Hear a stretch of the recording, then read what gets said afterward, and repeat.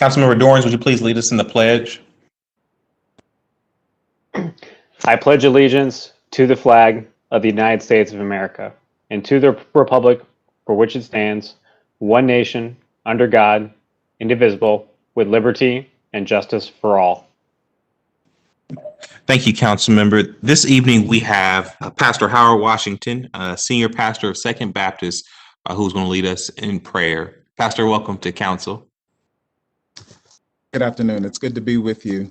Yes, Mr. President, I should say. Thank you, sir, President. Let us pray. Lord God, we are thankful for this opportunity to come together and to call upon your name. We thank you for being our creator, our sustainer. We pray, Lord, on this first day of February as we celebrate Black History, God, that you would allow us to remember the great legacies, achievements, and accomplishments of those whose shoulders we stand upon. God, we thank you for barriers that have been broken, ceilings that have been shattered. And God, we thank you for the journey toward racial equality and justice and civil rights. God, we know in the past 12 months, we've seen both tragedy and we've seen triumph. We thank you for being with us along this journey. We pray for Columbus City Council meeting today. We pray for President Hardin. We pray for each council member and their staff. We pray for the blessings of resilience, strength, and wisdom in the challenging days ahead. We thank you for the emphasis on safety for our city, and we pray, God, that you would continue to give us peace and your power in the days to come as we live, work, love, and worship in Columbus, Ohio, with freedom and justice. In Jesus' name we pray. Amen. Thank you, Pastor. Thank you for being with us this evening. Clerk, please call the roll. Brown, Dorans, favor, Remy Tyson, President Hart. Can I get a motion to dispense with the reading of the journal? So moved. Second. Please call the roll. Brown, Dorans, favor, Remy Tyson, President Hart. This week's communications received by the city clerk's office are listed on the agenda and will be published into the city bulletin. Are there any other communications to be read into the record? Not at this time. Thank you, Madam Clerk. Are there any resolutions by my council colleagues, starting with President Pro Tem? None for me. Thank you, President Hardin. Yes, ma'am. Councilmember Dorans. Thank you, Council President. No resolutions, just a quick announcement. The Public Utilities Committee will be holding a virtual public hearing this Wednesday, February 3rd at 5 p.m. on the proposed code changes to Title 11 regarding sewer use regulations and storm water control practices in the city. If folks are interested in participating in that hearing, please reach out to my legislative aide, Kevin McCain, for more details. That should be also streamed on our Facebook and YouTube channels for those who are interested. That's all I have this evening. Thank you. Thank you, Councilmember. Councilmember Favor. None at this time. All right, Councilmember Remy. Thank you so much, Council President Hardin. I have three announcements this evening. First, on the CRDC, the Council Redistricting, the Council Residential Districting Commission. I always got to forget what acronyms we make up. As I mentioned last week, applications to serve on the commission were due last Thursday, January 21st, and we received a total of 123 applications. We are gearing up to announce a short list of candidates this week. These CRDC candidates will be invited to a virtual public hearing on Wednesday, February 10th at 5:30 to provide a 3-minute synopsis on why they wish to serve on the commission. Community members will be able to view the hearing live on Facebook and YouTube. If you have any questions whatsoever about the process or want to learn more, you can visit www.columbus.gov, District and Commission, or email crdc@columbus.gov. I would like to remind everyone again that I will be hosting the final Reimagining Safety Town Hall tomorrow evening on Tuesday, February 2nd from 5:30 to 7, where we will focus on diversity and recruiting and talk about the future of our public service department, or public safety department, excuse me. This town hall will be live streamed via CTV at columbus.gov. Viewers may also tune in by visiting Columbus City Council's Facebook and YouTube pages. And then finally, I will be hosting my February community hours on Thursday, February 18th from 12 to 1:30 p.m. virtually on Zoom. You can find more information on my Facebook page. That's all I have this evening, and looking forward to a very important meeting. Thank you. Thank you, Councilmember. Councilmember Tyson. Thank you. Yes, I have a resolution this evening, and I also have a few announcements. I'm going to, the resolution is going to be Resolution 13X-2021. And I know Brenda Beard, from the Executive Director of the Central Ohio American Heart Association, as well as Lisa Dixon, a American Heart Association volunteer and survivor, will also share their story. But Resolution 13X-2021 is to declare Friday, February the 5th of 2021 as Wear Red Day in the city of Columbus, and to raise awareness regarding cardiovascular disease as the leading cause of death among women. Whereas cardiovascular disease is the leading cause of death in women, claiming the lives of 1 of every 3, more than 50% of the women are unaware that heart disease is the leading cause of death for women. And women of color are even less likely to be aware of this. Moreover, 60% of stroke deaths are attributed to women, and about 4 million of the stroke survivors who are alive today are women, and African American women have the highest prevalence of stroke among all women. Whereas 80% of all cardiovascular disease is preventable, as the risk factors for heart disease, such as high blood pressure, smoking, high cholesterol, can be controlled. Unfortunately, even with this knowledge, cardiovascular disease kills 1 woman every 8 seconds. Every 8 seconds.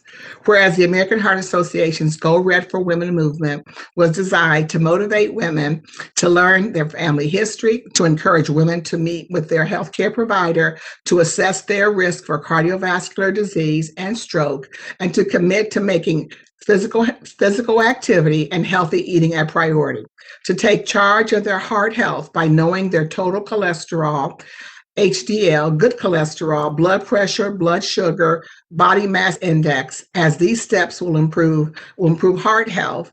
And whereas the American Heart Association, recognizing the importance of raising awareness through community collaboration, has community programs which include relationships with Columbus Metropolitan Housing Authority, their blood pressure program, the Ward Family YMCA blood pressure program, the Links Go Red for women's heart health education, Celebrate One's CPR program, the African American Men's Wellness Walk Initiative, blood pressure program, and Life's Simple 7 program, the East Linden and Salem Elementary Schools Teaching Gardens, and the Alpha Kappa Alpha sororities Pink Goes Red, Go Red for Women, Women's Heart Health Education, and a host of other community partners. Now, therefore, be it resolved by this council of the City of Columbus that this council does hereby recognize the importance of the ongoing fight against heart disease and stroke, and proclaim Friday, February 5th of 2021 to be a National Wear Red Day in Columbus, Ohio, and urge all citizens to show their support for women and the fight against heart disease by commemorating this day by wearing the color red, by increasing awareness, speaking out about heart disease, and empowering women to reduce their risk for cardiovascular disease. We can save thousands of lives each year. And now I would be it resolved that this council does hereby urge residents to wear red in recognition of family, friends, and neighbors who have suffered from heart disease, to show support for women and cardiovascular disease. And I move for adoption. Second. Please call the roll. Brown, Dorans, Faber, Remy, Tyson, President Harden. Adopted. Thank you. And now I'd like to introduce again Brenda and Lisa. Good afternoon, everyone. I'm Brenda Baird, and on behalf of myself and the American Heart Association, I just want to thank all of the council members, specifically Councilwoman Tyson, Council President Harden. Just thankful to be here, and thank you for the proclamation. Despite the devastating toll of COVID-19, heart disease does remain the #1 cause of death here in the United States and worldwide. And nearly 80% of these cardiac events can be prevented through better lifestyle choices. Right now, cardiovascular disease continues to be the greatest health threat of women, claiming the lives of 1 in 3, and 1 is too many. With your support in proclaiming Wear Red Day in Columbus, we can raise awareness and rally support for all women to take action and change the odds. Thank you. I want to turn it over to Lisa Dixon. I echo Brenda's thanks to Council and to Council Member Tyson, Council President Harden, and all members of the Council. As a cardiac arrest survivor, I am thrilled to see Council supporting Wear Red Day in the American Heart Association again this year. I'll briefly share my story. On September 23, 2014, I was walking home for my lunch break. I was waiting to cross the street at a traffic light, and I collapsed on the sidewalk as a result of sudden cardiac arrest. An innocent bystander saw me laying face down in the grass. I had no heartbeat and no pulse. He immediately contacted 911 and they walked him through the steps to perform CPR. My husband heard all of this on his cell phone because we were talking at the time this happened. My husband ran down the sidewalk and saw the ambulance and paramedics using the shock paddles as I was on the stretcher. I was immediately taken to ICU and stayed there for 3 days. Those 3 days are a total blank to me. I was hospitalized for 10 days once my diagnosis was confirmed. I now have a defibrillator implanted, which is designed to shock my heart back to normal rhythm if this occurs again. I'm very passionate about being aware of your body and listening to the signs. I was aware I had arrhythmia, which is a very, very fast heart rate. I could often feel my heart rate increase throughout the day. However, I did not seek medical advice. My heart rate was over 200 beats per minute. The normal rate is 60 to 80 beats per minute. I ignored the signs and, most importantly, did not listen to my doctor when she first detected the fast rhythm. Statistics show that only 1 in 5 live from sudden cardiac arrest. Approximately 90% of the people who experience an out-of-hospital cardiac arrest die. CPR is crucial to saving lives. Sudden cardiac arrest is when the heartbeat stops completely without any prior warning. I'm very thankful to the American Heart Association for all they do with research, bringing awareness, and promoting heart-healthy lifestyles. I'm passionate about sharing this story because, as mentioned before, only 1 in 3 women are dying from cardiovascular disease. I offer my most heartfelt appreciation to the entire council for your support of Wear Red Day. Thank you for your help in raising awareness. Thank you. Thank you, Lisa and Brenda, for certainly coming and sharing your story, Lisa, and also educating us again, Brenda and Lisa. And I'm so happy that someone was able to immediately come up to you, Lisa, and to be able to begin to perform CPR. And so I'm thankful for that, that's resident or citizen that performed that. But I hope that for the women who are listening today to Lisa's testimony and the statistics, that they too will get to know their numbers, and also for the family members that are listening. So, sons and husbands and, your mates and partners, that you're encouraging women to know their bodies and to so that they don't become one of those 3 women. And then lastly, I just want to again reiterate, when we're talking a lot about race and equity, that we heard the numbers in regards to women of color, and we've got to make sure that the organizations that I mentioned in the resolution are certainly working to ensure that people of color have information. So again, that they are not, that we can try to remove this disparity in terms of health outcomes for people of color. So again, thank you for being here, Lisa and Brenda, and I encourage everyone to wear red on the 5th. Thank you. Thank you.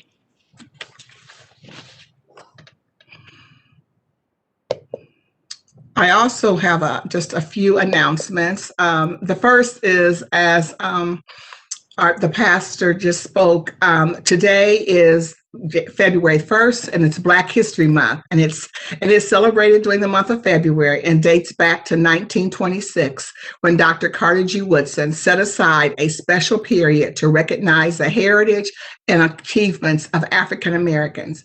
And so each day, my office will certainly be honoring a woman that is a history maker. But today, I'm honored to salute Michelle LaVaughn Robinson Obama, who was our first African American woman to serve as the First Lady of the United States of America, serving from 2009 to 2017. Michelle, the mother of two, is a graduate of Princeton University and Harvard University Law School. She is an attorney, an author, and is married to Barack Obama, who served as the 44th President of the United States. She was raised on the south side of Chicago, and Michelle was born January the 17th, 1964. In her role as First Lady, she not only elevated the spirit of our nation, but she served with grace, class, and elegance. She was once quoted as saying, "Success isn't about how much money you make. It's about the difference you make in people's lives." Each of us should strive to make a difference in people's lives. And again, we will be highlighting women, and we'll also share a quote from each of those women as we continue to support Black History Month. And Black History Month is American History Month. So, and also I want to share that our Black Girls Soar TV series begins tomorrow, Tuesday, February the 2nd. And the themes for our 4 episodes are, number 1, Black Girls Check-In, COVID-19 edition. And then we'll have a Black Girls Self-Care. So this runs every 2 weeks. It's also, the third one will be It's Time to Delete Cyberbullying, and then a Black Girl Soar. And also I want to just mention that I want to give a special thank you to CTV, but it will be aired tomorrow at 8 p.m. and will also be on YouTube. Thank you very much. And that concludes my announcements. Thank you, council member and council members, for those updates and for that resolution. I will be wearing red next week. Are there any comments or comments from our elected officials, the auditor? I see Ms. Megan's here from the city attorney's office. Is that Mr. Coglanese? And Ms. Deb from our treasurer's office. Do we have any municipal judges on with us? I don't see any. Are there any requests by members of council for the removal of an ordinance resolution from the consent action of the agenda? Seeing none, may we now have the motion to waive reading of the titles of 30-day legislation by the clerk? So moved. Second. Clerk, please call the roll. Brown, Dorans, favor, Remy Tyson, President Harden. Thank you. Now, will the clerk call the roll, read into the record the ordinance numbers of 30-day legislation for tonight's agenda? Finance Committee, Ordinance 56-2021. Public Utilities Committee, Ordinance 109-2021. Public Service and Transportation Committee, Resolution 8X-2021. Rules and Reference Committee, Ordinances 2553 and 2686-2020. Zoning Committee, Ordinances 171, 187, 191, 177, and 192-2021.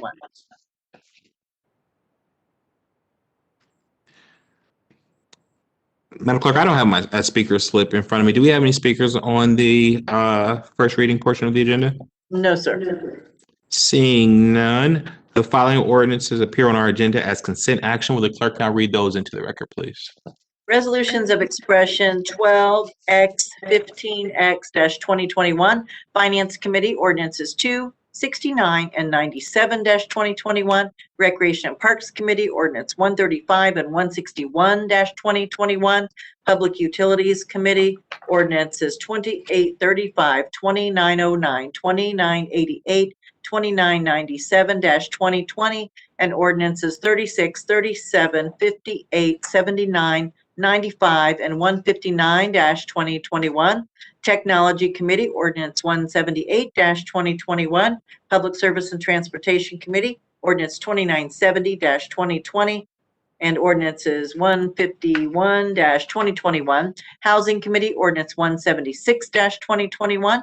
Criminal Justice and Judiciary Committee, ordinance 2981-2020. Administration Committee, ordinances 91 and 112-2021. Health and Human Services Committee, ordinances 117, 126, and 153-2021. Thank you, Madam Clerk. Would you give me another assist? Do we have any speakers on the consent portion of the agenda? No, sir. Awesome. Are there any questions or comments from my colleagues on the consent portion of the agenda? Seeing none, may I have a motion for approval of these items designated as consent? So moved. Second. Clerk, please call the roll. Brown, Dorans, favor, Remy, Tyson, President Harden. Ordinances are passed. We will now proceed with the reading of 30-day tabled and emergency legislation. The first committee to come before council is the Finance Committee. Councilmember Chair Brown, the floor is yours. Great, thank you.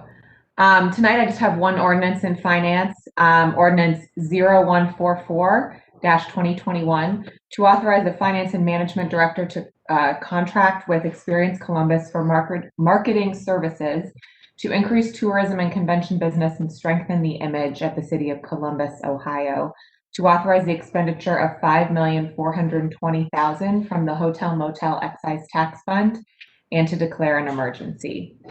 This ordinance authorizes the disbursement of the Hotel Motel Excise Tax proceeds in accordance with Section 371.02C of Columbus City Code, which designates a portion of funds for the purpose of promoting Columbus. For 2021, that amount is projected to be $5,420,000 and is provided to Experience Columbus per this ordinance. Prior to the pandemic, Columbus welcomed 43 million visitors each year, who spent $7.6 billion at local businesses. This spending is estimated to generate $156 million in city tax revenue and to support more than 78,000 jobs in the tourism sector. Obviously, 2020 was a rough year for travel and tourism. And the amount of funding being allocated is down significantly from previous years. However, as the COVID-19 vaccination continues to roll out and we all do our part to wear masks and physically distance from one another, Experience Columbus can continue their work marketing Columbus as an outstanding and safe destination utilizing these funds. Emergency action is being considered so that proceeds can be dispersed without delay to ensure that marketing services for tourism and convention business can continue without interruption. Are there any questions or comments from my colleagues? Yes, Councilmember Remy. Thank you so much, President Pro Tem Brown. Nice to see you. I was called this weekend by Nana Watson, the president of the NAACP, and happy to have a long discussion about, when we disperse these dollars, are we making sure that they're following the values that we've established here on council? In other words, what are they doing for diversity? What are they doing for women and minority-owned businesses? And so I'm not looking for an answer right now, but it certainly brought up a really good point that does organizations like Experience Columbus reflect the values that we're trying to impart on all that we do on council. And so, I bring this up, for the public good. I bring it up for my colleagues to say that, we need to be looking at this as we move forward and as we disperse these dollars, that the organizations that we support are following, and reflective of our values as well. So I appreciate the call that you gave me this weekend, and certainly know that Experience Columbus is important to the overall well-being of this city, but we also want to make sure that they're being inclusive in the types of contracts that they award with these dollars that we're handing to them. So thank you. Thank you, Councilmember, for bringing that front and center.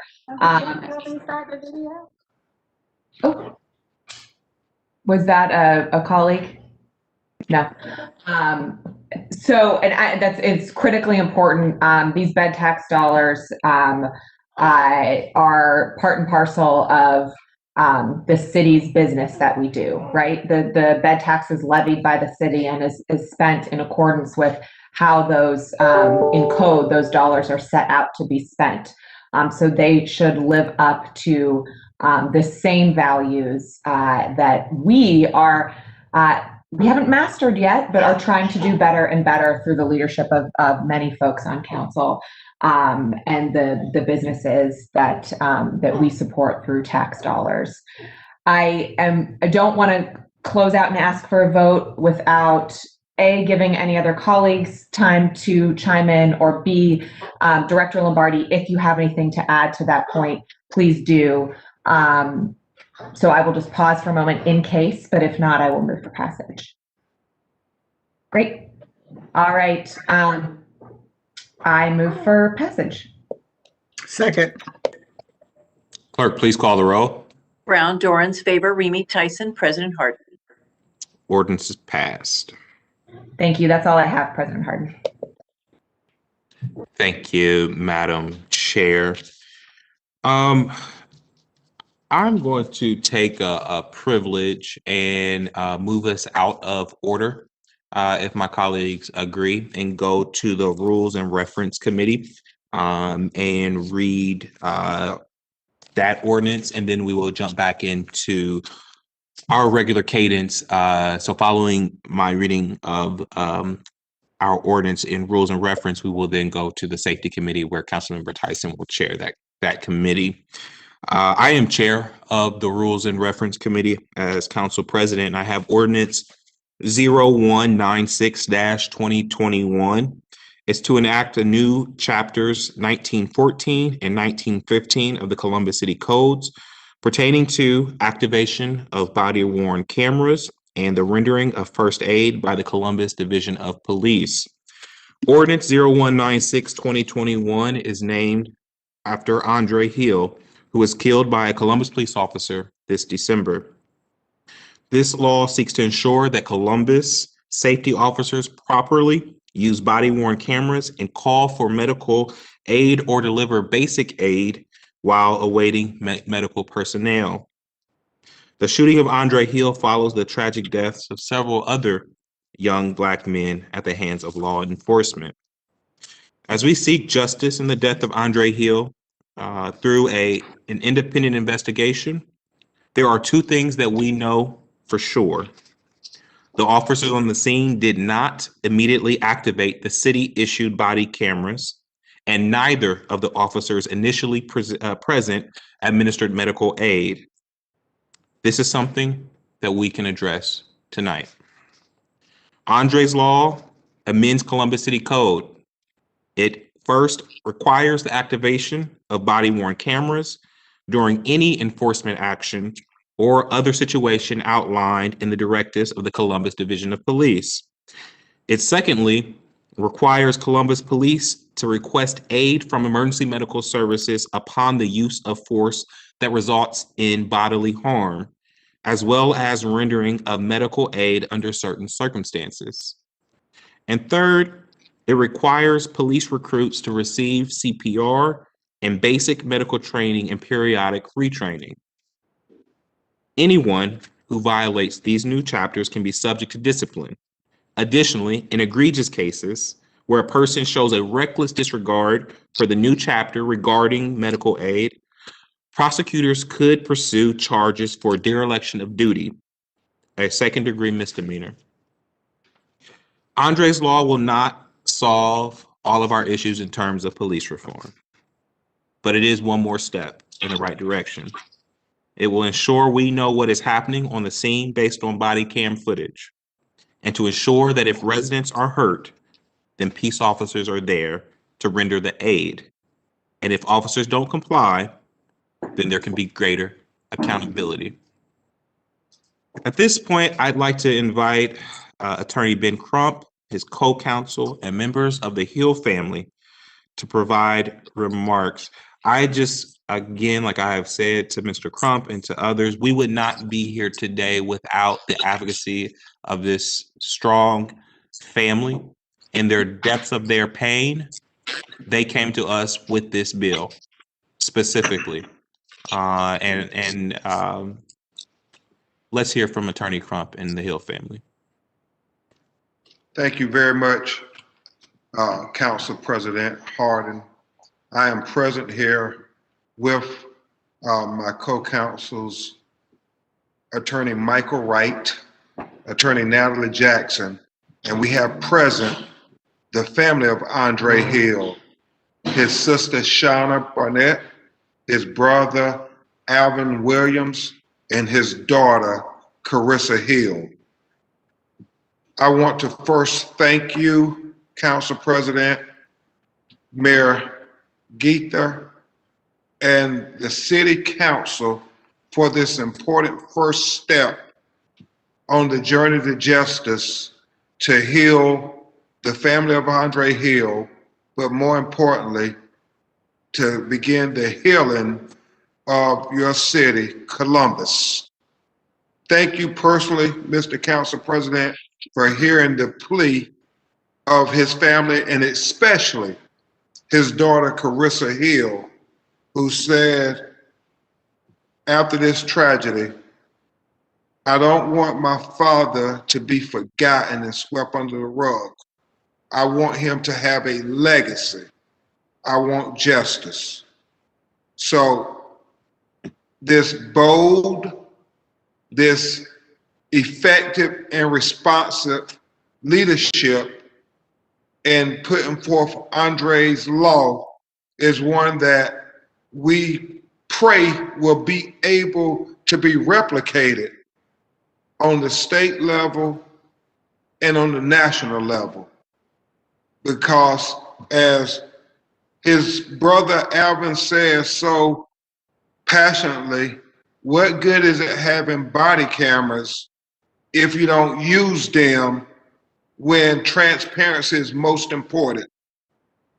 And then his sister Shauna talked about how none of those officers seemed to have any humanity that was extended to her brother as he lay dying. We are hopeful, even though it won't bring Andre back, that this law will prevent anybody from dying in the manner that Andre Hill was killed 3 days before Christmas, holding a cell phone, not posing a threat, holding a cell phone. You will hear from each of his family members, but before you do so, I will have Attorney Michael Wright address you. Thank you, Attorney Crump. Just briefly, we are advocating again for the passage of Andre's law. We think that it will be essential for continued transparency, and also we believe that it will aid in the prosecution of Adam Coy, because it will allow everyone to see what transpired that evening. So again, council members, thank you for having us, having the family, and again, we are advocating for the passage of Andre's law. Thank you, Attorney Wright, and I thank you for pointing out that the family is most concerned about making sure there's accountability on every level and that this officer is held accountable for taking their loved one. Next, you will hear from his sister, Miss Shauna Barnett. Hi, thank you for having me. First, I want to say Andre's law is a good step in the right direction and is just the beginning. There are some things that can be implemented later, hopefully, but the biggest thing about it is transparency and accountability, and especially for the medical portion. No medical attention was given to my brother whatsoever. He's not allowed now to see his destiny. He was predestined to do something else, and that was taken away from him. So hopefully this law will allow other members who are still with us to see their destiny. So that's something that I'm really advocating for. Secondly, It is a beginning, but it's not the end for us because our lives will never be normal again. Andre was taken from us, and we fully want Adam Coy convicted for murder. Thank you. Thank you, Shauna. And as we get ready to hear from the other members of the family, it is very important that we address that issue of lack of medical attention from the people who are trained to be first responders. We had an independent autopsy performed that concluded that had they rendered medical aid, there is a chance that Andre Hill would have survived, but none of them rendered medical assistance. At this time, we will have his brother, Mr. Alvin Williams, address you. Welcome and thank you for Andre's Law. Hopefully that Andre's Law will get most to all police officers back in alignment. Back in alignment for the ones who have no regards or respect for humanity of all people, especially Black Americans across this city and across this nation. Hoping that Andre's Law also wake the city up itself to feel that help could possibly be in the right way on the way. We need to be protected by this law for ones who don't want to follow the rules. Police officers have jobs and rules like we all do, and they must be followed. They must be followed immediately as you are dispatched to any type of nonviolent or violent cause. Do your jobs correctly. Andre's Law will go into full effect that will also have criminals that's on the police report, police crews arrested just like any other normal criminal in the streets. Because if you can't follow the rules, you ought to be fired and you ought to be put out. Because the city and most of us, we don't deserve this. We don't deserve to sit around and lose our friends and families and grieve over these malicious acts with no consequences behind them. And I'm hoping that Andre's Law also wake up all divisions of security and police to be paranoid that you're being watched, to be corrected because you're being watched. Do your jobs appropriately, and let's get this city back together in the most safest ways. And it starts with you. Thank you for those passionate words, Mr. Williams. And finally, Council President Hardin, we will hear from Andre Hill's only child, his daughter, Miss Carissa Hill. Hi, I wanted to say thank you for starting to write out the law that we were talking about. How I feel about it is I feel like it should have been a law already in place. And it's sad that we had to lose somebody just for this law to be put in place. So that's my thoughts about the Andre Law. And I feel like that it should be a little bit more about their discipline as well, because even when caught on camera, these vicious acts, there's still no discipline.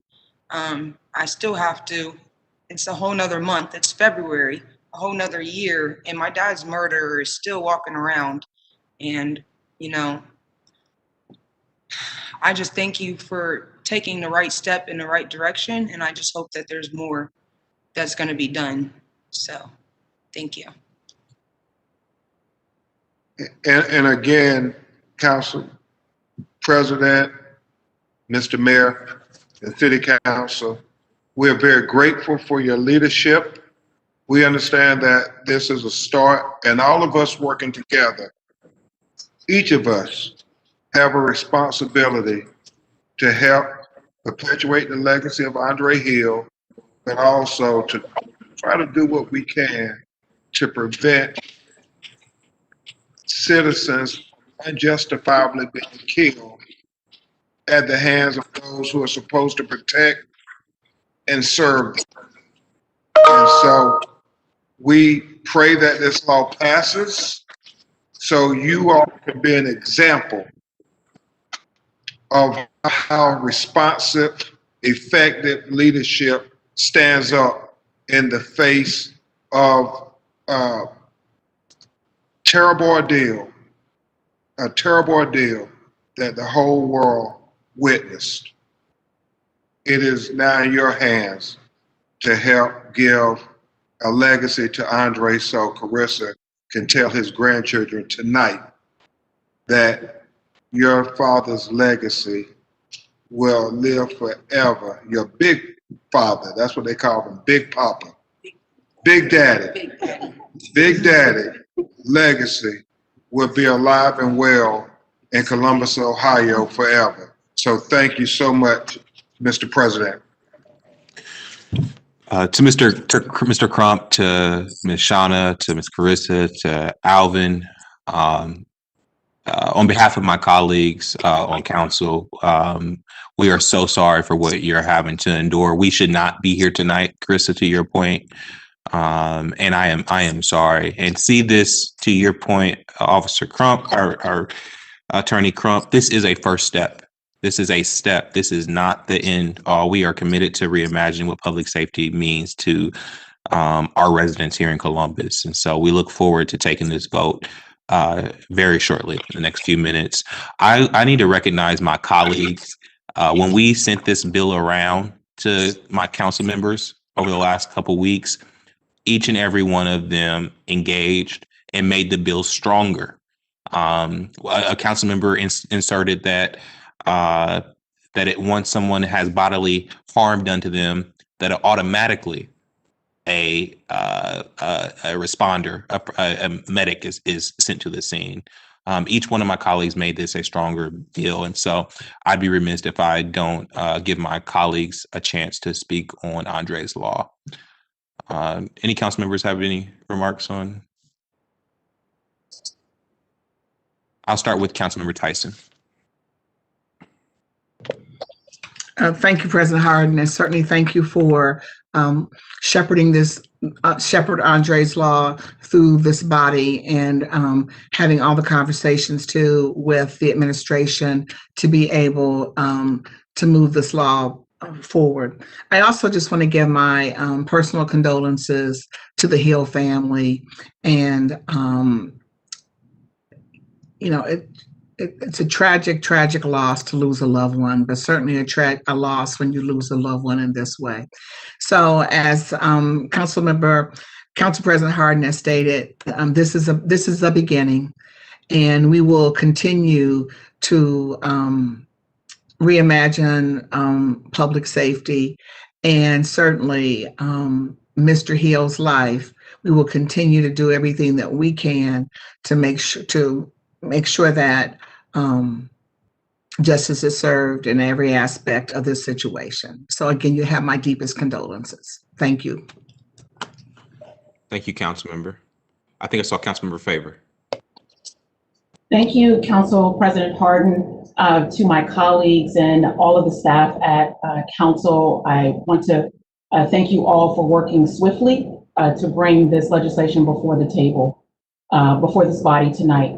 But I want to speak specifically to the family of Mr. Hill tonight. I, for one, am tired of seeing Black families placed in this position. You all have exhibited amazing courage, grace, and restraint. You do not have to advocate. You do not have to stand before this body.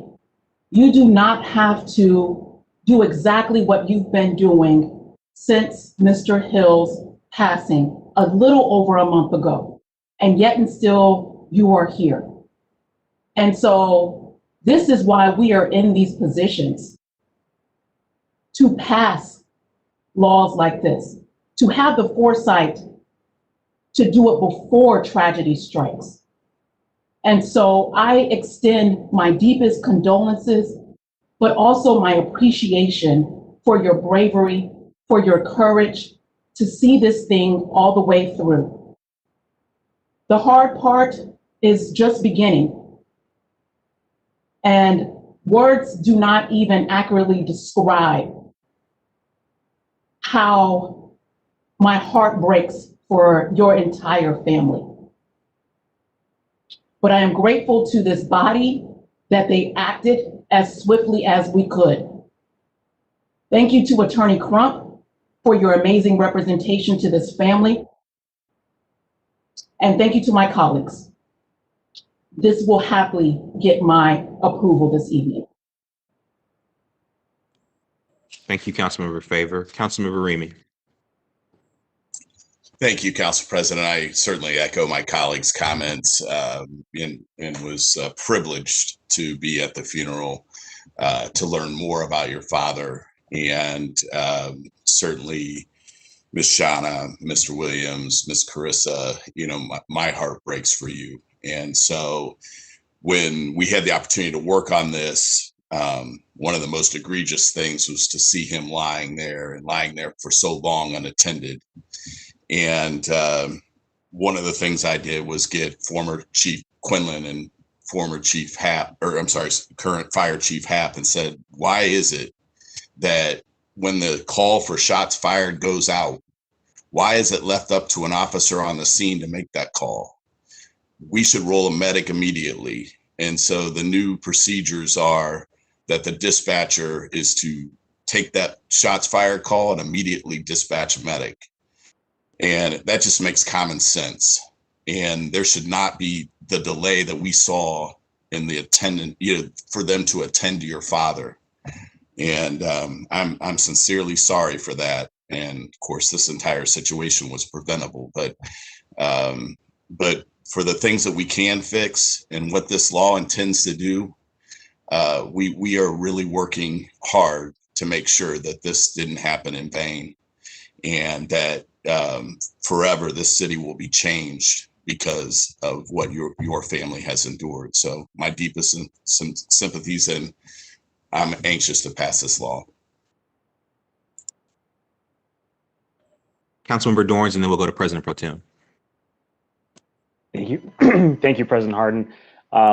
There's not a lot more to be said than my colleagues already have. To the family, you've been in my thoughts for a month now, and to see you here tonight standing together strongly gives me strength that we as a community can do this better and do it right. So thank you for being here. Thank you for continuing to advocate for this. You have an incredible amount of strength in that room with you, which I know you've had to call upon since Mr. Hill's passing. I am deeply sorry for what you've had to go through. This journey that this city is on right now, unfortunately has your family with it, but I am excited that you have weighed in the way you have tonight. And I think, as you've already mentioned, that this is not just about one piece of legislation. It's not part of one piece of this process. It's about creating a more equitable community and ensuring that this never happens again. So thank you for showing that strength for Mr. Hill. Thank you for showing that strength for one another. And thank you for showing that strength to this community. You will continue to be in my thoughts. And thank you for your role in continuing to help to shape this important dialogue. So we as a community can do this right and don't have this happen again. Thank you, Councilmember Dorns. President Pro Tem. I want to speak, first of all, I want to echo what my colleagues have said. I want to speak to you, Ms. Hill, how deeply sorry I am and how my blood boils to know what occurred that night. The baby that I'm holding right now was born the day that your father was murdered.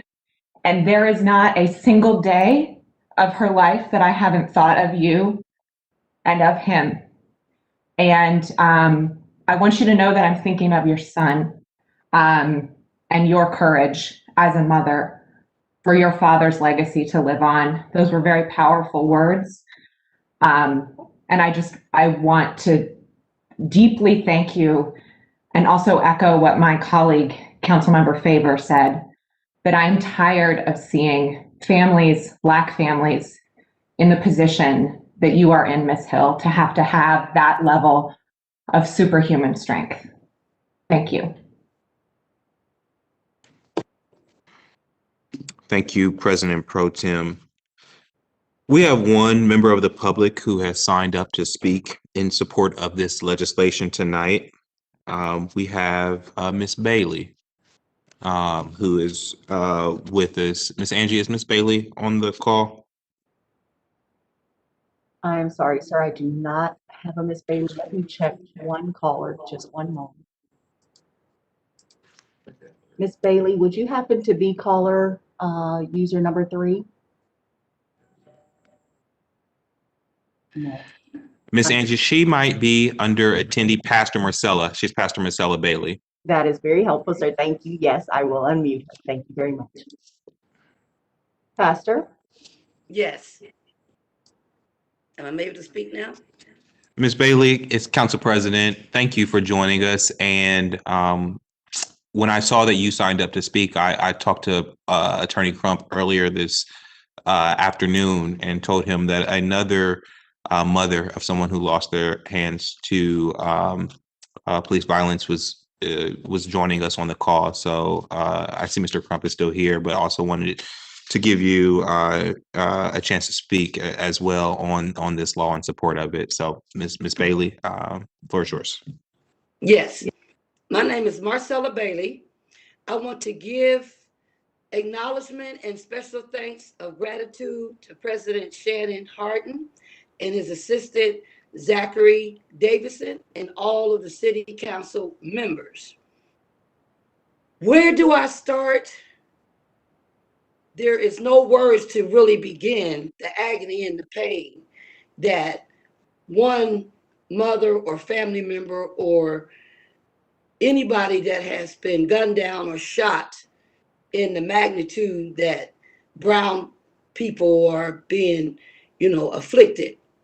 So today, I'd like to also make mention President Shannon Hardin and Zachary Davis and the board and the rest of the board members that this has been an ongoing journey in getting laws passed and policy passed.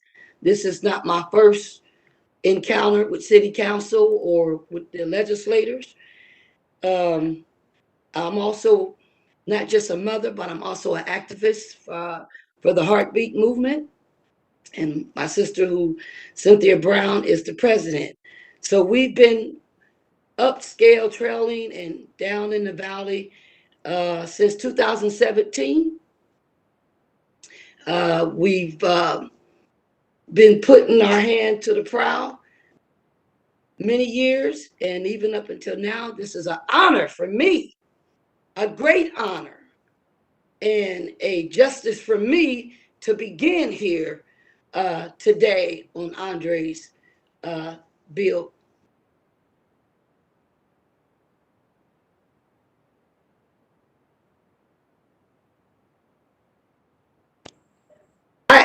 I am so grateful to be a part of this historical legislation, city ordinance, and resolution 0196-2021 in favor that it will be a bill that passed in addressing the systematic institution racism that has been a pattern of Columbus Police Department from the top to the bottom. In support of Andre M. Hill legislator action, I support this historical legislation because my son, Kareem Ali Nadir Jones, was the first body camera case in 2017 where he was gunned down and shot down, who did not receive medical attention on the spot for nearly 13 minutes. So I can personally relate to Andrew Hill's tragedy, untimely spiritual transition. By legal intervention, because my son, Kareem Ali Nadir Jones, 30, he was shot 4 times. The volume was turned off for the first 60 seconds, no volume.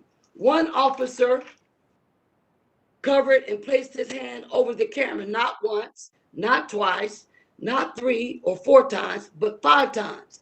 This legislation is the first step in building a stronger relationship between community and law enforcement and agency in Columbus, Ohio.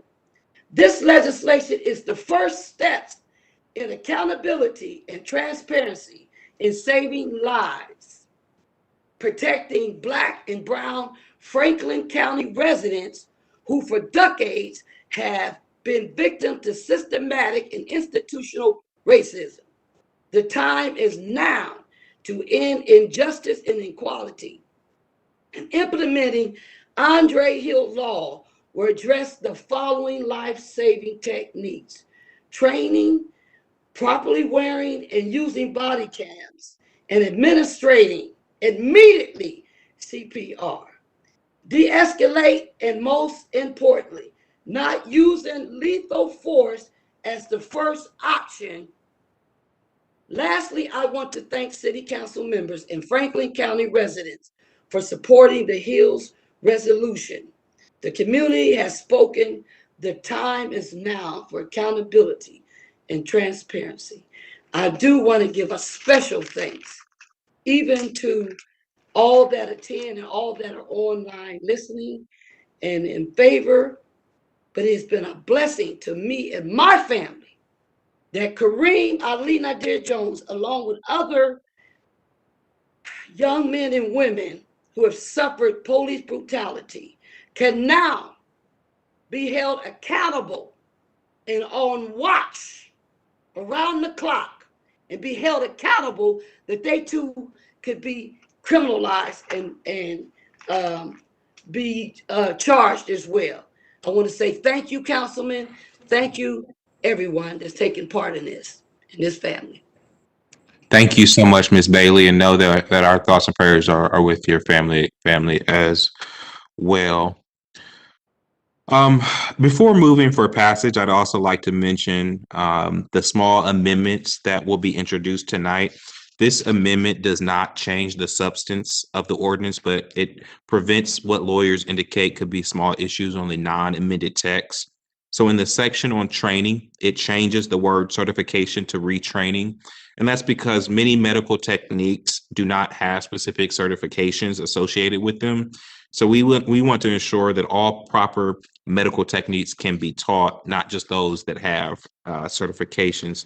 And the second small amendment that we are putting forth on Andre's Law this evening is around ambulance. So if an ambulance or other medical service is automatically summoned based on the discharge of a firearm, then officers are not required to make a second call for medical services, which would be duplicative. So both of these amendments keep the ordinance's aim intact while preventing potential issues from arising. The last thing that I will say, and this is off of, I think what Mr. Crump was saying about this type of law needed going to the state and federal government as well. We look forward to working with our state legislature in supporting a version. I know that my colleagues, our state representative, Erica Crawley, I believe, is working on a version of this bill at the State House, and council will look forward to giving its full support for a statewide Andre's Law as well. Are there any questions or comments from my colleagues about the amendments? Seeing none, I move to amend as submitted to the clerk. Second. Clerk, please call the roll. Brown, Dorans, favor, Remy Tyson, President Harden. And now I move for passage. Second. Clerk, please call the roll. Brown, Dorans, favor, Remy Tyson, President Harden. Andre's Law is now in the books. Thank you. We will now go to the Public Safety Committee. That committee is chaired by Councilmember Mitch Brown. Councilmember Mitch Brown is not at council this evening. That committee will be chaired by The second in charge of the committee, Councilmember Tyson. Councilmember, the floor is yours. Thank you, President Harden. I have ordinance number 188-2021. It is to authorize an appropriation within the Public Safety Initiatives Subfund for the purpose of acquiring and deploying a police early warning system and to declare an emergency. An early warning system is a benchmarking tool that can be utilized to identify patterns in the behavior of police officers.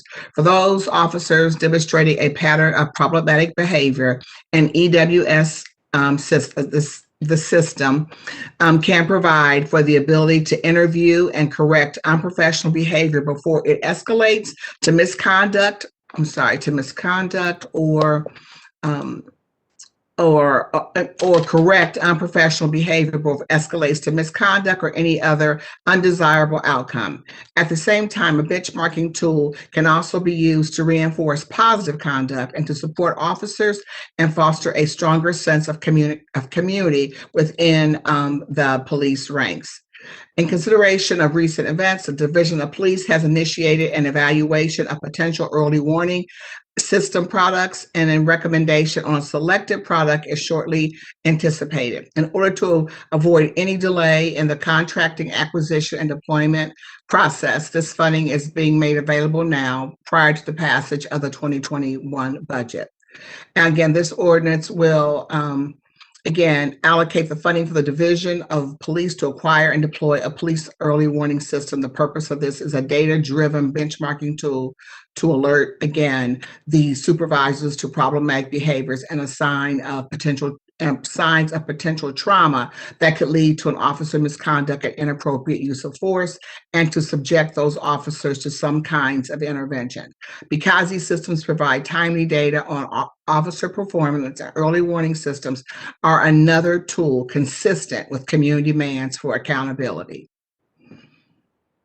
If there are no questions or comments regarding this particular ordinance, I move for passage. Madam Chair, I think that we have a few council members who'd like to speak. Oh, okay, I couldn't see them. Okay, so is it who's? Could they let me know? Yeah, Councilmember Tyson is Councilmember Favor. Thank you, Councilmember Favor. The floor is yours. Absolutely. Just a few questions on my end. Do we know how this system will be utilized to determine any necessary disciplinary actions? Excuse me. So, Councilmember Favor, I'm going to ask, and maybe if you want to just ask one question at a time, but I'm going to ask. I think Dan Giangardelli is on the floor tonight to answer any questions, and so Dan, I will. If you could address Councilmember Favor's question, please. President Harden, Chair Tyson, members of council, first let me thank you for appropriating these funds this evening for this system.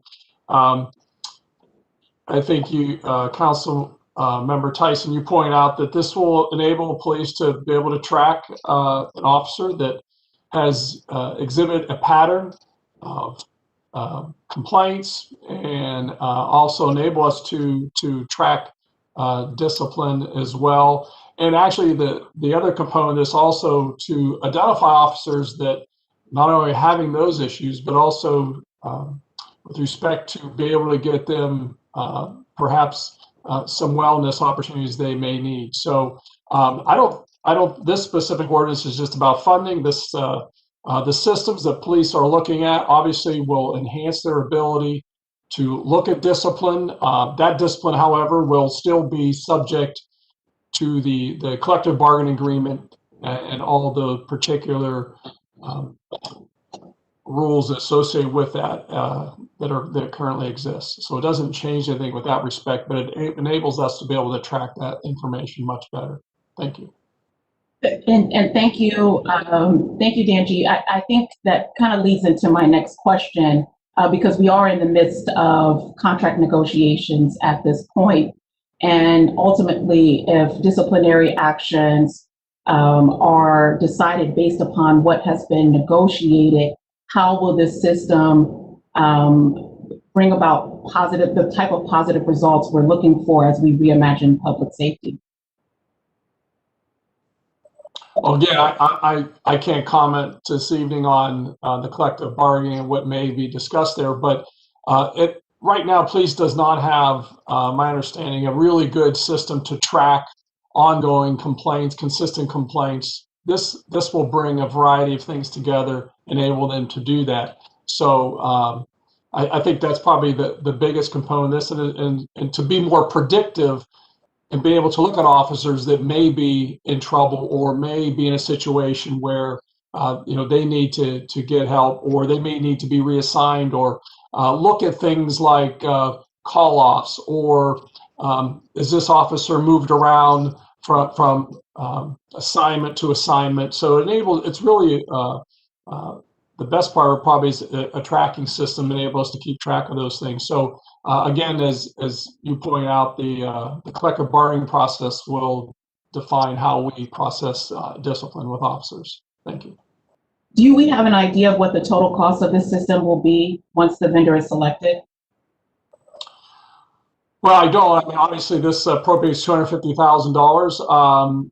I think, as Chair Tyson pointed out, there has been some review already of a few systems. So we'd like to think that we'll be able to bring this in on budget.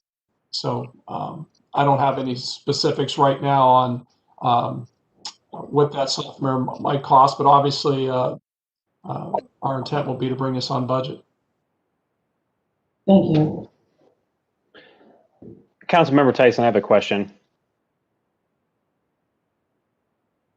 Councilmember Tyson, you're muted. Yes, I'm sorry. Okay. Councilman Dorrance, please ask the question. I'm sorry.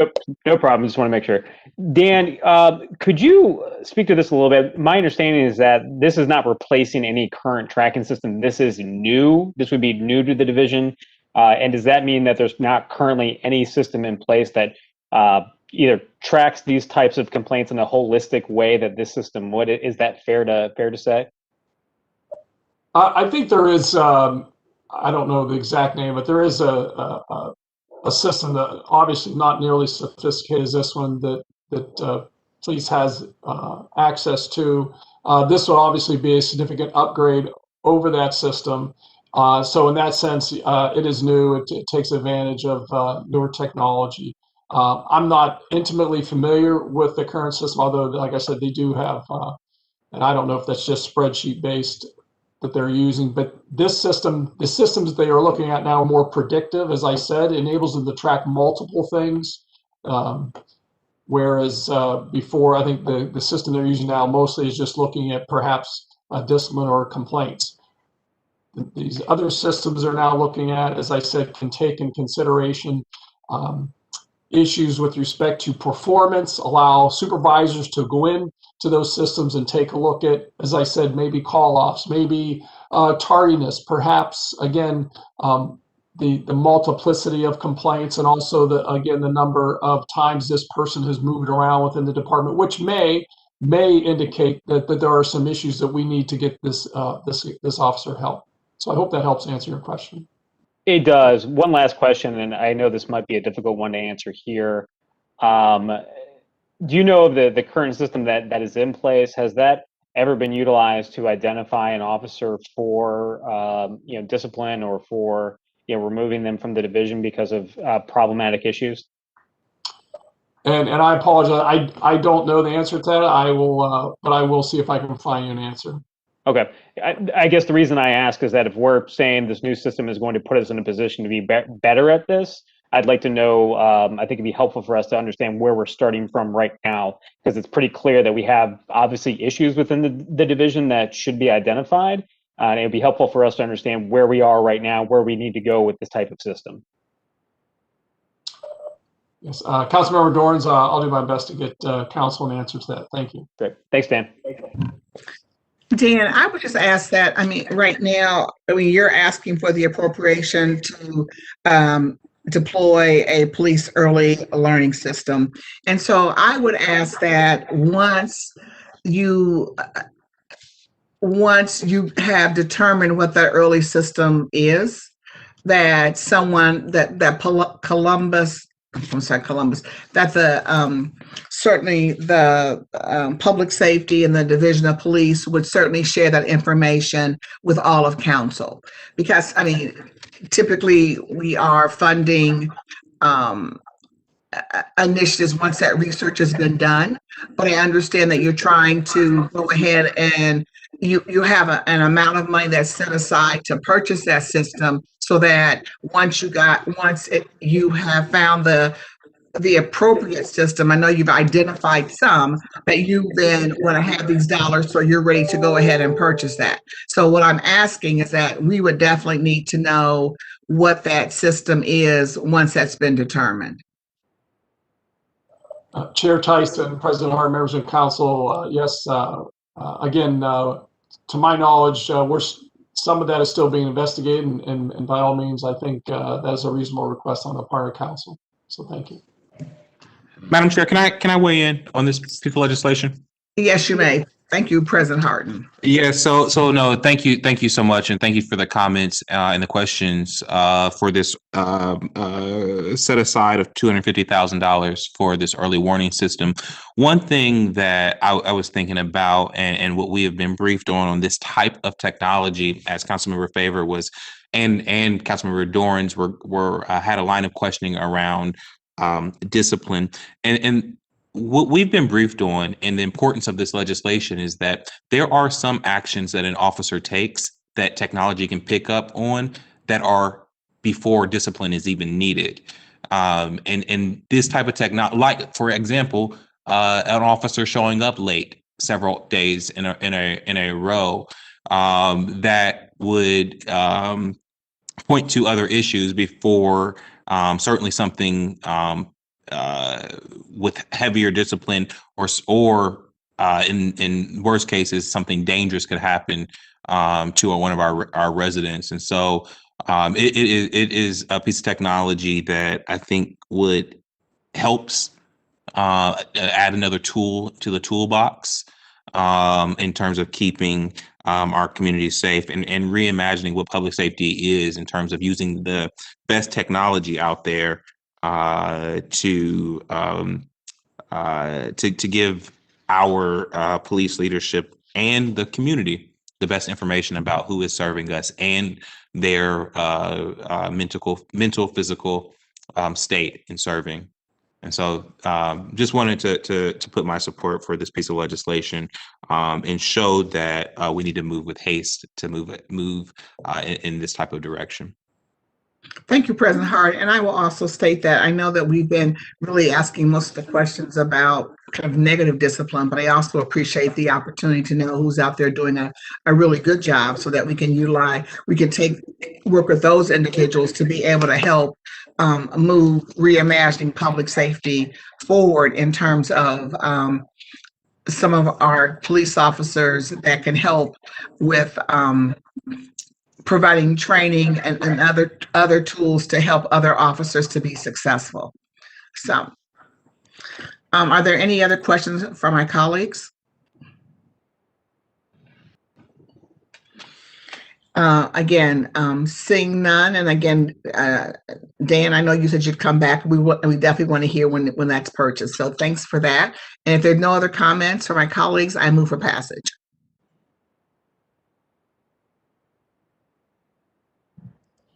Second.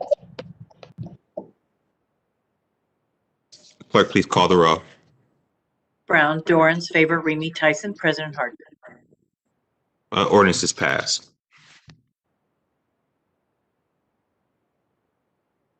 That's all I have in public safety. I'm sorry. That's all I have in public safety this evening. Thank you. Thank you, Madam Chair. The next committee to come before council is the Public Utilities Committee. That committee is chaired by Councilmember Dorans. Councilmember, the floor is yours. Thank you, Council President Harden. In Public Utilities, we have two pieces of legislation tonight. First is ordinance number 0038-2021 to authorize the Director of Public Utilities to modify and increase the 2020-2022 Construction Administration Inspection Services Agreement with H.R. Gray Associates, Inc. for division of sewer and drainage projects, center large diameter rehabilitation project, to authorize the expenditure of up to $1,523,581.11 within the Sanitary Sewer General Obligation Bond Fund and to amend the 2020 capital improvement budget. This will provide funding to allow for the inspection and rehabilitation of 160,000 feet of the city's large sewer infrastructure. This rehabilitation is required to restore the hydraulic capacity of existing infrastructure and to rehabilitate it, which extends its useful life for another 40 to 50 years. This will help reduce sanitary sewer overflows to basements and waterways and mitigate drainage and flooding issues across the city of Columbus. Do any of my colleagues have any questions or comments? Seeing none, I move for passage. Second. Please call the roll. Brown, Dorans, favor, Remy Tyson, President Harden. Passed. Thank you. Next, I have ordinance number 0110-2021 to authorize the Director of Public Utilities to enter into a professional engineering services agreement with Stantec Consulting Services, Inc. for the Williams Castle Interceptor project to authorize the transfer within an expenditure of up to $2,047,899.88 from the Sanitary General Obligation Bond Fund and to authorize an amendment to the 2020 capital improvement budget. This project will allow the City of Columbus to redirect sanitary sewer flows in order to eliminate or reconfigure the Castle Road and Williams Road sanitary pump stations. The goal is to reduce the risk of sanitary sewer overflows in the Saddle River, as well as eliminating the costs and risks associated with operating and maintaining these pump sites. Do any of my colleagues have any questions or comments? Seeing none, I move for passage. Second.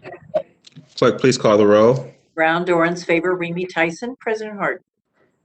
Passed. Thank you, Council President. That's all I have this evening. Thank you, Mr. Chair. The next committee to come before council is the Criminal Justice and Judiciary Committee. The committee is chaired by Councilmember Favor. Councilmember, the floor is yours.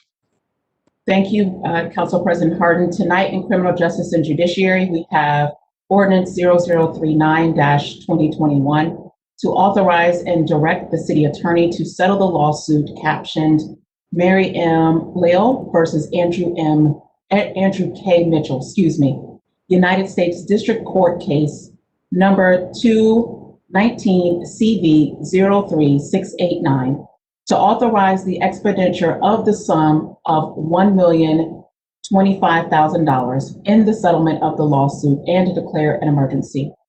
I'd like to start by asking Solicitor General Rich Connolese to provide us with the background on this ordinance. Thank you, Councilmember Favor, Council President Harden. This ordinance would authorize the city attorney to settle the lawsuit captioned Mary M. Lale versus Andrew Mitchell for $1,025,000. Based on the facts of this case, we believe this settlement is an important step in rectifying this tragedy. On August 23rd, 2018, Donna Castleberry was shot and killed by then Columbus police officer Andrew K. Mitchell. On August 23rd, 2019, plaintiff Mary M. Lale, the personal representative and special administrator of Castleberry's estate, filed a civil rights and wrongful death lawsuit in the Southern District of Ohio, naming Mitchell, the city, and former Chief of Police Kim Jacobs as defendants. John W. Waddy Jr. is the attorney for the estate. Mitchell shot and killed Castleberry in the back of his unmarked car. According to the Franklin County Prosecutor's Office, Castleberry stabbed Mitchell in the hand while he arrested her on prostitution charges, then jumped in the back seat of the car, where Mitchell shot her 6 times. Franklin County Prosecutor Ron O'Brien had publicly stated that Castleberry didn't believe Mitchell was a police officer. It is our understanding that Mitchell was wearing plain clothes and was not carrying proper identification. A Franklin County grand jury indicted Mitchell on the charges of murder and voluntary manslaughter for the Castleberry shooting. Mitchell has pled not guilty, and his criminal trial will occur at some point in the future. Mitchell retired in bad standing from the Columbus Division of Police in March 2019 after being charged by federal prosecutors on multiple charges unrelated to the Castleberry shooting. The FBI alleges that Mitchell kidnapped victims under the pretense of arrest and forced them to have sex with him in exchange for their freedom. A federal grand jury indicted Mitchell on 3 federal counts of depriving individuals of their federal civil rights while acting under color of state law, 2 counts of witness tampering, 1 count of making false statements to federal agents, 2 counts of obstruction of justice, and 1 count of destroying or removing property to prevent its seizure. Mitchell has pleaded not guilty to all of these charges. Not only does the city want to step up and accept responsibility for this tragedy, but further litigating this lawsuit will present substantial risks to the taxpayers. The Department of Public Safety has approved the resolution of this matter and will fund it using dollars from their department. The city believes that by authorizing this settlement, we are taking an important step towards justice for the Castleberry family. Thank you. Thank you, Solicitor General. Just a few questions on my behalf, and then I'll turn it over to my colleagues to ask some questions of you. What is the current status of Andrew Mitchell? This case is still pending? Yes, that is correct. He has been indicted in the federal court. His case is still pending. And does this settlement relieve the city of additional liability in this case? It would, yes. Regardless of what happens with the pending one? Yes. And has there been any policy changes? And this may not be to you, Rich. This might need to be answered by Dan, who I think is Danji, who's here on behalf of public safety tonight. Has there been any policy changes to prevent unfortunate scenarios such as this one from occurring in the future? Councilmember Favor, perhaps I could weigh in on that. President Harden, members of council, obviously the Division of Police took this situation very seriously when the information was provided to them. And there have been a number of initiatives and changes because of that. I believe on the meeting tonight is Acting Chief Kelly Weiner, who is able to provide some specific information on changes that have been made in police as a result of this case. And Commander Weiner, if you're out there, just unmute and show the video. Thank you. I appreciate it. Thank you, and good evening, Commander Weiner. Good evening. Thank you very much, Council President, council members, and Director. The division has taken numerous steps to improve since this tragedy. Number one, we disbanded the Vice Unit. We have created the PACT team, police and community together. We use team enforcement action, community engagement, coordination with social services, and we use some elements of the criminal justice system to try to focus on the recruitment of women into prostitution and to assist those women already involved in prostitution, assist them in leaving. We rotate officers through that assignment on a regular basis, so we don't have some that are there year after year. We conduct operations as a team with some covert officers as well as uniformed officers. We recently also to the PACT unit have added a victim services officer. So we're really trying to shift the focus of any prostitution related enforcement towards assisting what could be considered sometimes victims, even victims of human trafficking. As far as the investigations into officer involved critical incidents, we've signed an MOU with Ohio BCI where they will be investigating all officer involved critical incidents. So those are steps that we've taken over the last several years. And, you know, Commander Weiner, thank you for that. Just a few pieces of legislation ago, we were discussing having active conversation about the potential early warning system. And so, you know, in light of Andre's law, which was passed tonight as well, and now in light of Ms. Castleberry's situation, were there any early warning signs that had gone unnoticed that may have prevented the situation. Now, I ask this question knowing that there may be some inability for you to answer the question, given that this case is still being currently litigated. I do not have any of that information right now. I do suspect that you are correct with the current litigation and criminal investigation that we would probably be limited on what we can speak about, but I will follow up with Chief Woods and Deputy Chief Becker, my supervisor, and see if there's any additional information we can provide you. Thank you. And then my last question this evening is, and to whoever, any of the directors that are on the that are in the chair this evening, you know, we've had this conversation over the past year as a part of the reimagining process. But as we have, this body has reviewed large settlements within the past 6 months, how can we appropriately ensure that the taxpayers aren't bearing the burden of settling these cases? And so my team has been exploring in depth about the ability to use seizure funds, which are generally brought before this body to be appropriated once or 2 times a year. And so is it possible to use seizure funds as a way of relieving taxpayers of the burden? Councilmember Favor, this is Director Lombardi. President Harden, other council members, we continue to review the use of seizure funds. I'm not sure if the current guidelines allow you to use seizure funds for these types of claims. Claims are, unless they're coming out of the Public Utilities Department, will be from the general fund. So I do not believe at this time that seizure funds are allowed to be used for this purpose. But just to be clear, this is something that your team is still exploring whether or not that usage could be expanded. We will work with the Division of Police and the Public Safety Department, yes.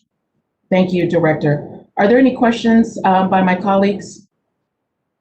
Councilmember Remy. Thank you very much, Councilmember Favor. You know, first of all, again, another family that was destroyed by an egregious use of power. You know, I don't even want to go into it since it's being litigated, but certainly it was well known the types of policing that Officer Mitchell was involved with within the community. And I noticed that you mentioned, Dan G., that he had retired in bad standing or something along those lines. Are there ways that an officer like this that costs the city over $1 million could forfeit their pension to help pay for these types of egregious abuses if they're found guilty? Councilmember Remy, President Hard, members, I guess I'd leave that up to the city attorney to determine. He did retire when charges were brought against him. I believe the federal charges initially. So I don't know at this point what could be done to go after his pension. Like I said, I think it's probably more city attorney's office question. Well, certainly to Councilmember Favor's point, you know, this is another avenue that we should ultimately explore. And if it's something that needs to be legislated, then and is potentially available to be legislated, it's something that we should absolutely look at, because it is unbelievable to me that these types of cases keep coming, and it's at the hands of one individual that takes the law into their own hands and takes the life of people that I mean, I know too much about the inside of this case that I don't want to, you know, go too far down that path publicly, but you know, that it's just, I can't believe we're doing this once again, and this time to the tune of over $1 million. So, and the hits keep coming. And so I will just say that I am incredibly frustrated and stand in support with Councilmember Favor that this needs to either come out of the departmental budget or from the individuals themselves, because the taxpayers deserve better, much better. Thank you, Councilmember Remy. Solicitor General Connollyse, do you happen to have a response to Councilmember Remy's question about the use of pension or forfeiting? So nothing specific that I can share right now. It is my understanding that pensions can be forfeited upon conviction of felony, because although he has been charged with felonious behavior in the district court, there has not yet been a conviction, so that would not currently come into play. Thank you for that. Are there any other council members with questions? Yes, Council President Harden. Sorry about that. Thank you, Madam Chair. I'm not sure who best to answer this question, but last week I read an article about an officer, one of our Columbus City police officers, who was fired a few years ago for engagement with a potential sex worker. And that officer, the news report stated that they were reinstated back into the police department. My first question is, was that officer a member of the vice unit that we took corrective action on? President Harden, members of council, I don't believe so. I will try to confirm that. I believe this person was still working in patrol, as I recall. Director, you're correct. He was a patrol officer. Thank you, Director, and thank you, Commander. And so the follow-up question is, how are we making sure that our corrective actions are actually correcting this behavior? I think what you have heard from a couple of my colleagues this evening is a real frustration that we are back here again spending taxpayer dollars. And what we have to make sure is that in the interim, especially when we're settling a case, and that we are doing the work in the in between to make our department better. Are there any correlations with that case and any corrective actions that would go along with what we're settling tonight? And again, I'm not sure who's best to answer that question.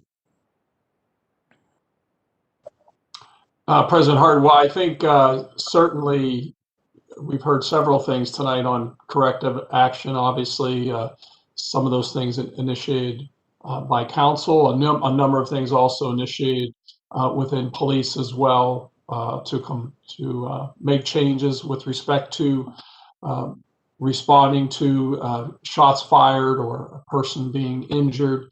Obviously the use of body cameras and when those are to be activated, policy changes that have occurred in police. Obviously, there was a number of things as a result of the incident with Officer Mitchell. So, these police is it evolving? Changes are made when we go and have sort of after action review of things and lessons learned. I think at the end of the day, there's 1,900 police officers and they are human, and therefore all the good things that we do in our community and the fine officers we have, and unfortunately though, because they are human, there will always be most likely a very small percentage, and we hope it's none, that will do wrong, and it's up to us collectively and our leadership to hold their feet to the fire. And obviously we regret these kind of incidents that happen. They're terrible for communities to go through, but it has also shown that police has been resilient and has gone in and looked at themselves closely and make changes, and would continue to do that. Obviously, we're in the midst now of a reimagining, and there'll be more changes and more things to be made. But at the end of the day, we are dealing with humans, and they have frailties and they will make mistakes, and some will do wrong. So we just have to keep mindful of those things and do everything we can within our power to make sure that we hold those individuals accountable. I don't know if Commander Weiner has anything to add to that. Thank you, Director and Council President. I would like to note, I was the Professional Standards Bureau commander during the, while that case was presented to the chief and the safety director, and both Chief Jacobs and Director Pettis, ultimately Director Pettis did terminate Officer Mayhew. It was after an arbitration that he was given his job back. Thank you, Commander Wider, and thank you to Danji. Madam Chair, I would just also add that I'm looking forward to hearing back from the City Attorney's Office and Public Safety on the clarification questions around how we settle these disputes. It seems like a dangerous and expensive game of deja vu. And to Director G's point, we do have too many good officers, but time and time again, we spend over an hour passing legislation, handing out millions of dollars on corrective settlements. And we just need to make sure that those resources are coming from the appropriate place and having the appropriate impact, which is to be dissuade from certain behavior. And so I look forward to that conversation and would certainly entertain what would come out of that conversation. I take it seriously. Thank you, Council President Harden. Are there any other questions or comments? Well, I believe I speak for this body and once again reiterating the thoughts Council President just stated around needing some clear responses and guidance on whether or not pensions and seizure funds can be used to relieve the burden for taxpayers as it relates to this settlement. This settlement ordinance is extremely difficult, one for us to consider tonight. Since last year, City Council has been engaging our community in our reimagining public safety work, which has primarily focused on how we can best allocate resources within our safety budget to ensure every resident in our city feels safe and secure. I think this case today reminds us that we must consider the financial impact of police misconduct on our budget until there is sweeping reform at the Ohio State House and at the federal level. Under the Ohio Immunity Statute, not only does a municipality have a legal duty to represent an officer, it also has a legal duty to pay damages that may arise from an officer's conduct in any state or federal lawsuit. Additionally, officers generally have immunity from suit under Ohio law from state law claims unless the officer's acts were outside the scope of employment or official responsibilities.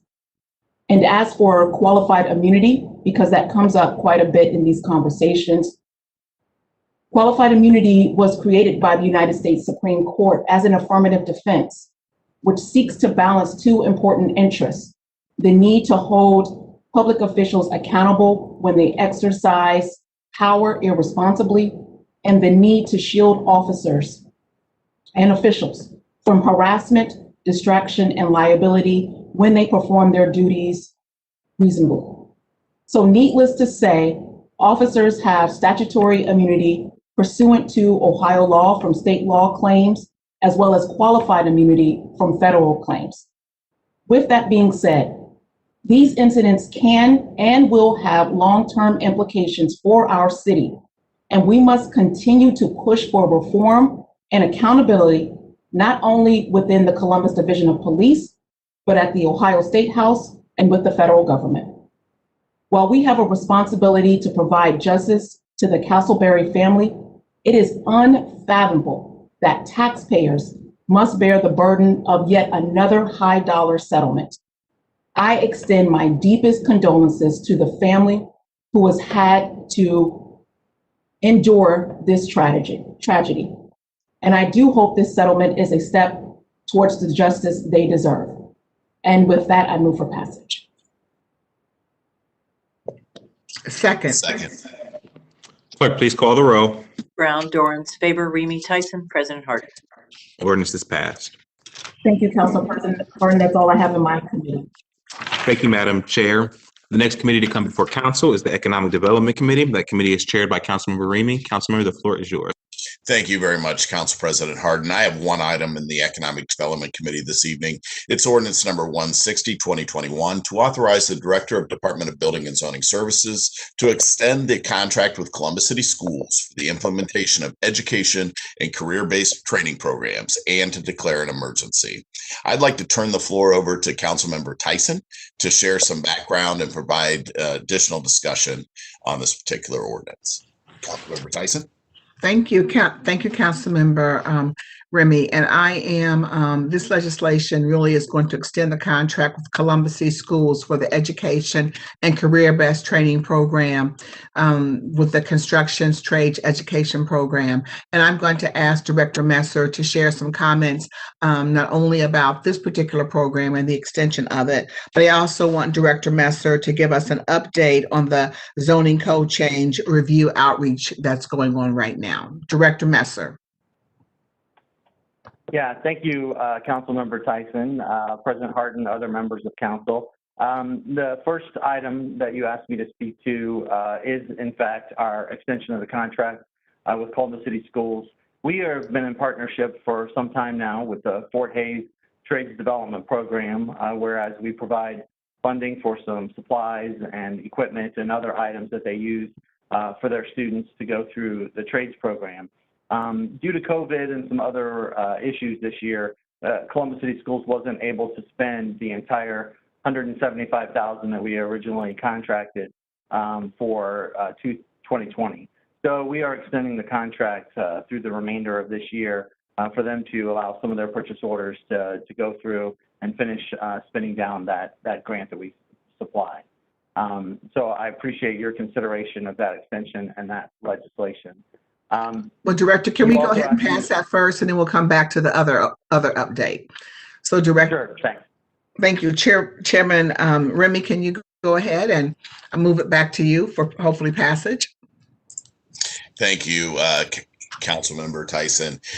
This is a great program that affects our youth, and certainly we want to make sure that people have all the opportunities to get involved in whatever career opportunities that they're looking to get into, and this certainly helps to facilitate that with the trade. So appreciate this type of legislation this evening, and certainly the program. Are there any questions or comments from my colleagues this evening? Seeing none, I move for passage. Second. Clerk, please call the roll. Brown, Dorans, favor, Remy, Tyson, President Harden. Passed. Thank you. That's all I have this evening. Thank you. So, Director Messer, can you now give us an update on the zoning code change review outreach? Yeah, sure, Council Member, I'd love to. We're very excited. We've talked about this here at Council and around the community for a while now. We're very excited about our zoning code analysis and update process that we're going through. In terms of the process, just as a reminder, it's a two-phased approach, with the first phase that we're going through really focusing on stakeholder outreach and a technical assessment of the code and sort of providing a strategic direction of where we're going to move forward to update and change the code, with those actual updates occurring more in the second phase.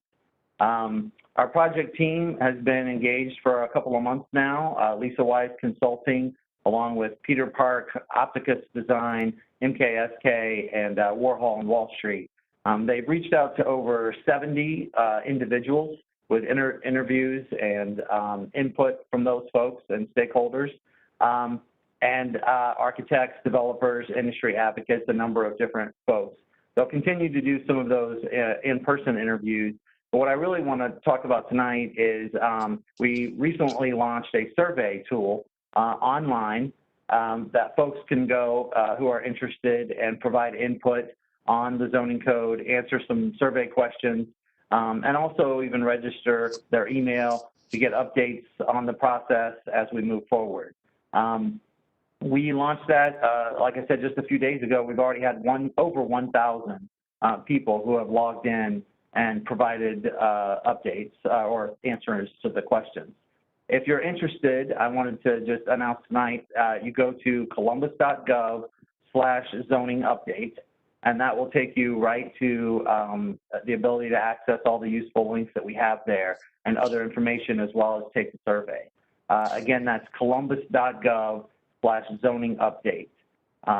So we're very excited about this process. It's going to be a long-term approach, very thorough, but we're really excited about the opportunity to move our zoning code to really align with the strategic vision of the city going forward. And thanks for the opportunity to update on that. Thank you. Thank you, Director Messer, for providing the information and how individuals can get involved. And again, I'm excited about the diverse team that's working with your team, and that we've already had 1,000 individuals to provide us with information regarding our zoning code and how we can change it to be more, to meet the needs of our city. So with that, thank you so much, Director Messer. Council President Harden, may I now move to Health and Human Services? Please. Thank you. So the first ordinance I have at Health and Human Services is Ordinance 125-2021, and it's to authorize the Board of Health to modify, extend, and increase existing contracts with the Ohio Exposition Commission, OSU Hospitals, OSU College of Public Health, Net Steady Communications, Emocha Mobile Health for continued COVID-19 contract tracing, testing, and vaccination services, to authorize the expenditure of $681,548 and $681,548,000 for, I'll make sure this is right because the number's not right here, and 40 cents. And 40 cents. And so these dollars will go to, I mentioned, again, the Ohio Exposition Commission for 400 and not to exceed 474,500. OSU's hospitals for COVID testing, not to exceed $1,023,268. OSU College of Public Health for $238,696. And then Net Steady Communications, $72,540. And then the last one is not to exceed $883,800. And again, this will be making sure that we can again provide for vaccines and COVID testing. If there's no questions or comments from my colleagues, I move for passage. Second. Please call the row. Brown, Dorans, favor, Remy, Tyson, President Harden. Passed. Thank you. The next ordinance is Ordinance 141-2021. Is to authorize and direct the Board of Health to accept a grant from the Ohio Department of Health for the Creating Healthy Communities Grant Program for the amount of $120,000. And this program this grant will utilize population-based strategies to address healthy eating, active living, smoke-free living with the goal of reducing chronic diseases.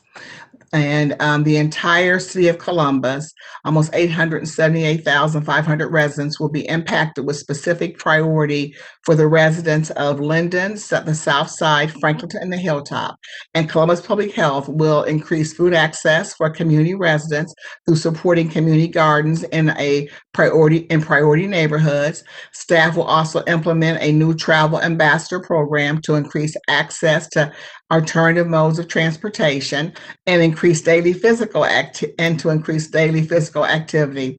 And funding will also assist with the evaluation of a healthy default beverage policy and to support the implementation of complete streets policy, including the health equity assessment. And and if there are no further questions or comments, I move for passage. Second. Clerk, please call the row. Brown, Dorans, favor, Remy, Tyson, President Harden. Passed. Thank you. And the final ordinance I have on my committee this evening is ordinance number 142-2020. Is to authorize and direct the Board of Health to accept a grant from the Ohio Department of Health for the Drug Overdose Prevention Grant 2021 in the amount of $80,000, and to authorize the appropriation of $80,000 to the Health Department's Department and the Health Department Grants Fund and to declare an emergency. And I'm going to ask Mike Fielding to speak more about the overdose prevention and what they are seeing during the pandemic with drug use and overdoses. So Mike, the floor is yours. Thank you, Councilmember Tyson, President Harden, and President Pro Tem Brown, and other council members. Thank you very much. Well, we're excited about receiving the $80,000 from the Ohio Department of Health for the Drug Overdose and Prevention Grant.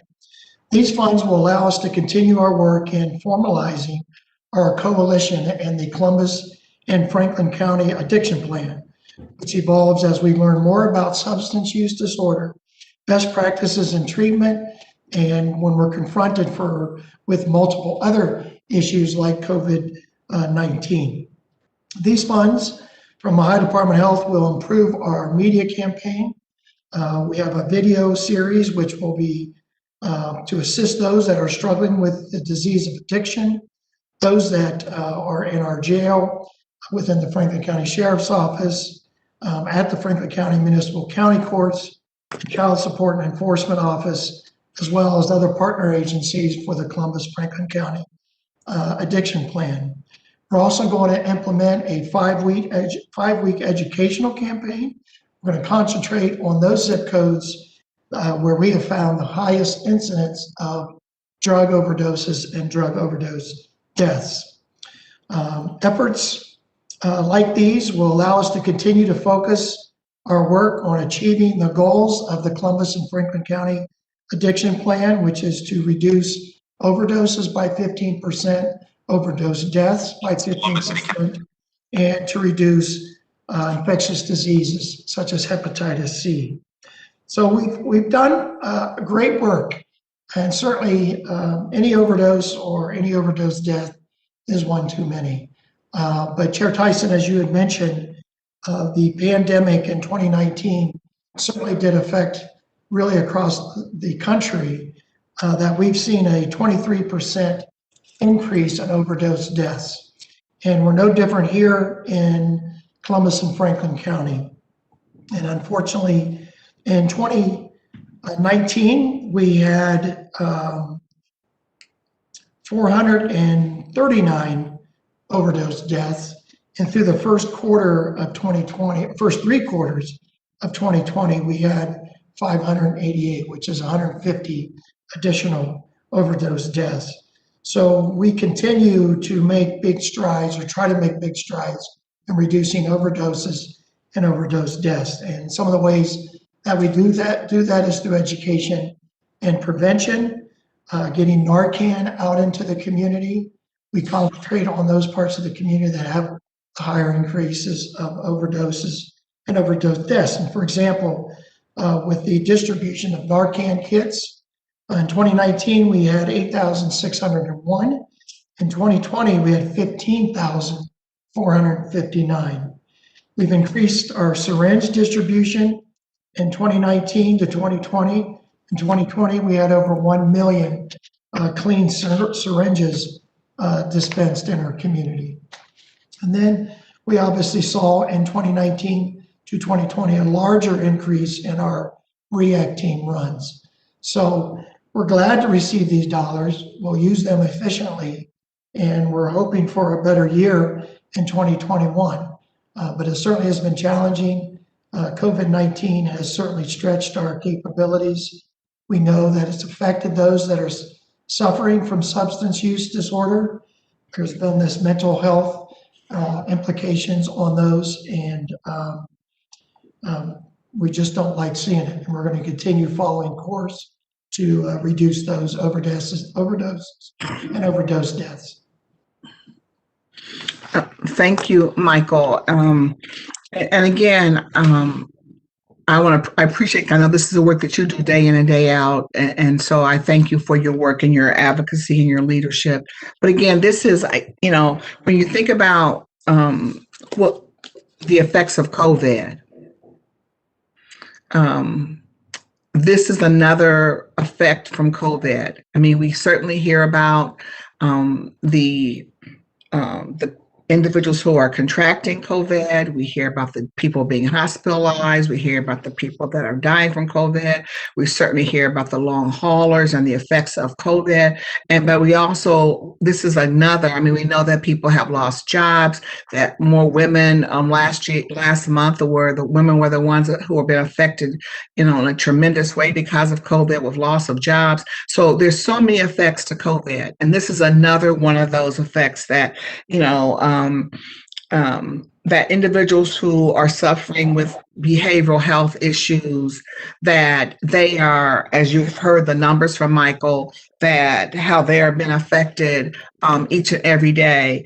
And so again, this is just another call for us to, wear your mask. Now they're saying wear double mask, to socially distant, to wash your hands. I mean, so because it is affecting, people's lives in various ways, this pandemic. So again, take those precautions. I'm so happy that we have resources to provide individuals that are suffering from behavioral health. But again, we know we need to do more. And one way to stop this is to stop this pandemic. So if there are no questions or comments from my colleagues, I move for passage. Second.